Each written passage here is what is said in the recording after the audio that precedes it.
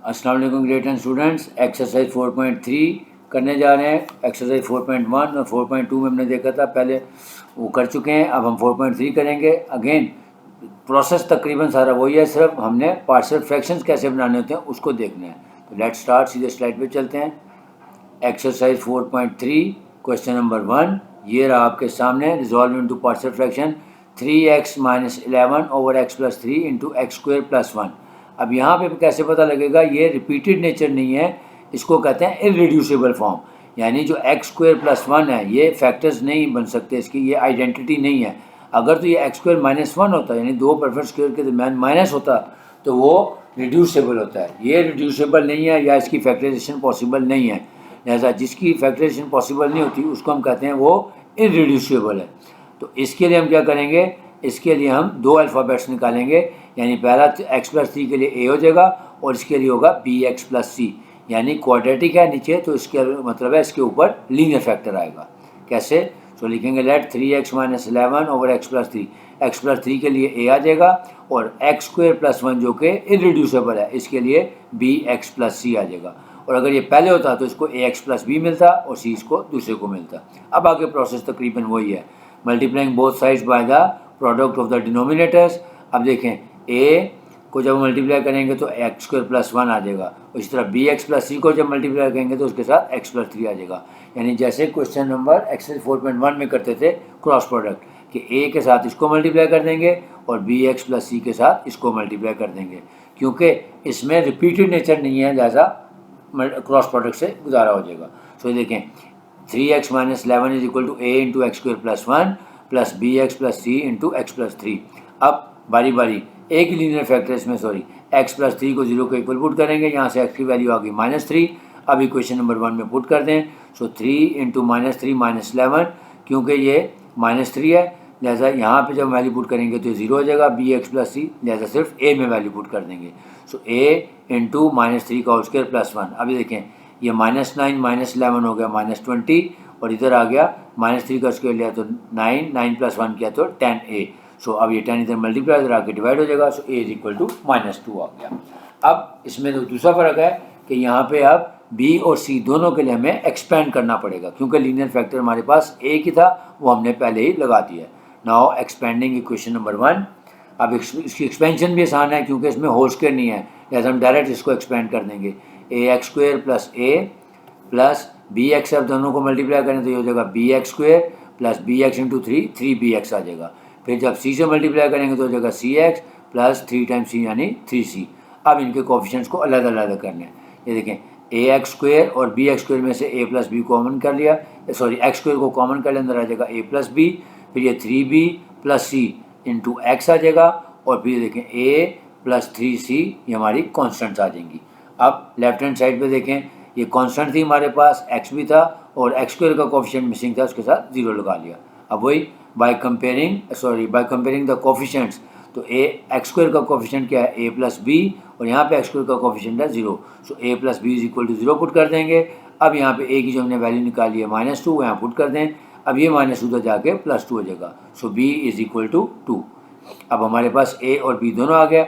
अब c के लिए हम ये 3b + c = 3b पुट कर सकते हैं और a + 3c = -11 में पुट कर सकते हैं। सो मैं 3b + c = यानी x के कोफिशिएंट्स को कंपेयर कर रहा हूँ। सो 3b + c = 3 आ जाएगा। अब यहाँ पे b की वैल्यू हमने निकाली हुई है 2, यहाँ पुट कर दें। सो 3 × 2 हो जाएगा 6 + c = 3। अब ये 6 उधर जाएगा तो माइनस हो जाएगा, तो c = 3 - 6 यानी -3 आ गया। अब हमारे पास a b c की वैल्यूज कंप्लीट हो गई, जैसा हम आंसर में लिख देंगे। Hence 3x - 11 over x + 3 × x² + 1 = a की जगह आ गया था -2 और b की जगह आया था bx + c, यानी b की जगह आया था हमारे पास 2 और c की वैल्यू आ रही -3, तो आंसर आ जाएगा हमारा -2 over x + 3 + 2x - 3 over x² + 1। अब क्वेश्चन नंबर 2 बिल्कुल ऐसा ही है, जैसा वो मैं स्किप करा रहा हूँ, आप खुद कर लें। क्वेश्चन नंबर 3 की तरफ चलते हैं। 1 ओवर x + 1 × x² + 1। अगेन ये हमारा लीनियर फैक्टर है और ये हमारा इररिड्यूसिबल क्वाड्रेटिक फैक्टर है, तो इसको a अलॉट होगा और इसको bx + c। सो 1 ओवर x + 1 = x² + 1, यानी बिल्कुल जैसे क्वेश्चन नंबर 1 हमने किया था। सो a over x + 1 + bx + c over x² + 1। अब वही कि जब मल्टीप्लाइंग बोथ साइड्स करेंगे तो a को मल्टीप्लाई कर देंगे एक्स स्क्वायर प्लस 1 से और बी एक्स प्लस सी को मल्टीप्लाई कर देंगे एक्स प्लस 1 से। अब यहाँ पे x plus 1 is equal to 0 put करके x की वैल्यू निकालेंगे -1 और जब हम इसको इक्वेशन नंबर 1 में पुट करेंगे तो ये बी एक्स प्लस सी वाला 0 हो जाएगा क्योंकि -1 प्लस 1 0 हो जाएगा, लिहाजा a की वैल्यू हम निकालेंगे 1 is equal to a into -1 का होल स्क्वायर प्लस 1, तो ये हो जाएगा -1 का होल स्क्वायर हो जाएगा 1 प्लस 1 2a, यानी 1 is equal to 2a, so a is equal to 1/2 आ गया। अब एक्सपेंडिंग इक्वेशन नंबर 1 कर लेंगे क्योंकि इसमें दूसरा लीनियर फैक्टर हमारे पास नहीं है। तो एक्सपेंशन मैंने कहा इसकी बहुत आसान है, ए एक्स स्क्वायर प्लस ए फिर प्लस बी एक्स से दोनों को मल्टीप्लाई करें तो ये हो जाएगा B x square plus B x और फिर सी से मल्टीप्लाई करेंगे तो आ जाएगा सी एक्स प्लस सी। अब यहाँ पे हम इनके कोफिशिएंट्स को अलग कर लेंगे, A X square plus B x square में से एक्स स्क्वायर कॉमन कर लें तो अंदर आ जाएगा ए प्लस बी एक्स स्क्वायर, फिर इसमें से एक्स कॉमन करेंगे तो अंदर आ जाएगा बी प्लस सी इंटू एक्स और फिर ये जो कॉन्स्टेंट है ए प्लस सी ये अलग आ जाएंगे।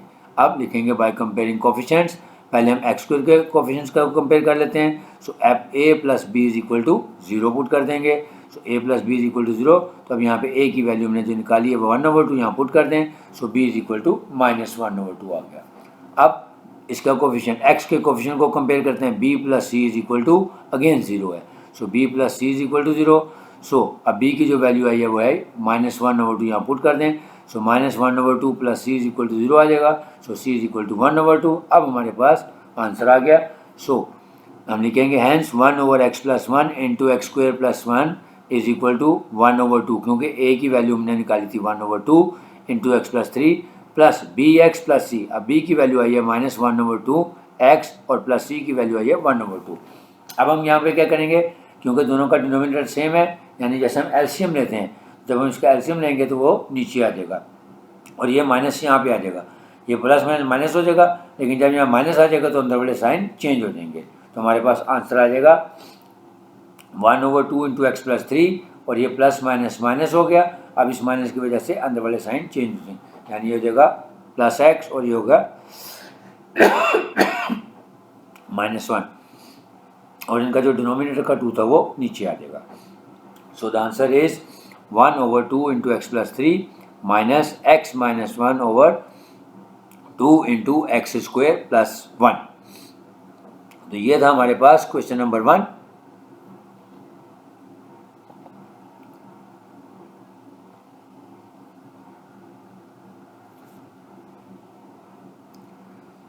तो ये था एक्सरसाइज 4.3 का question number 1 and 3। Question number 2 बिल्कुल 1 जैसा ही था, रिपीट हो रहा था, तो इसलिए वो मैंने नहीं करवाया, वो आप खुद भी कर सकते हैं। आप एंड पे आपसे गुजारिश होगी कि अगर आपको समझ आ गया है, उम्मीद है कि आपको समझ आया होगा, क्योंकि ये भी इंपॉर्टेंट एक्सरसाइज है। तो जो लोग रेगुलरली लेक्चर देखते हैं मेरा, उनसे गुजारिश है कि अगर आपको वीडियो पसंद आई है तो इसको काइंडली लाइक भी करें, शेयर भी करें, और अगर कोई सजेशन है तो आप कमेंट बॉक्स में सजेशन भी दे सकते हैं। और फर्स्ट टाइम देखने वाले लोगों से गुजारिश है कि चैनल को सब्सक्राइब कर लें ताकि आइंदा आने वाली वीडियोस आप तक खुद ब खुद पहुँचें। इंशाल्लाह क्वेश्चन नंबर 4 से ऑनवर्ड क्वेश्चन के साथ जल्दी मुलाकात होगी। इजाज़त चाहूँगा। अल्लाह हाफिज़।